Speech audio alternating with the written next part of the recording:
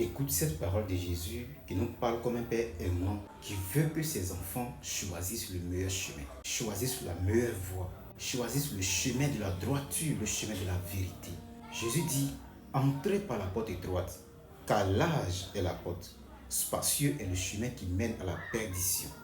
Et il y en a beaucoup qui entrent par là. Mais étroite est la porte, resserré est le chemin qui mène à la vie. Et il y en a peu qui les trouvent. Bien-aimés, cette parole de Jésus est une parole pleine d'amour. Cette parole est pleine d'amour.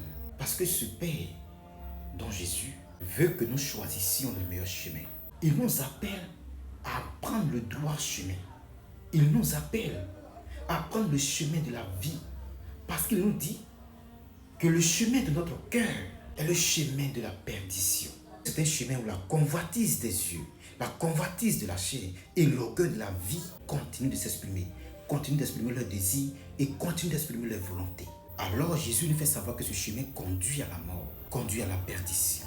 Écoute cette parole, il a dit, telle voie paraît droite à un homme, mais son issue, c'est la voie de la mort. L'homme pense souvent qu'il est sur le droit chemin, parce que son cœur lui dit, oui, je suis sur le droit chemin. Son cœur lui dit, je fais ce que je peux. Son cœur lui dit, Dieu me comprend. Mais voici ce que la Bible dit, telle voie paraît droite à un homme, mais son issue, c'est la voie de la mort. Bien-aimés, est-ce que nous sommes convaincus que notre cœur s'aligne sur la volonté de Dieu?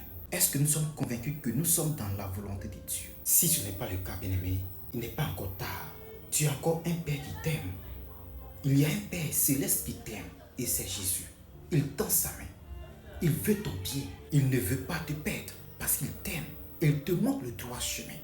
Il te montre le chemin que tu dois prendre.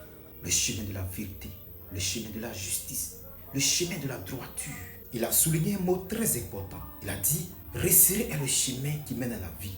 Et il y en a peu qui les trouvent. Il y en a peu qui les trouvent.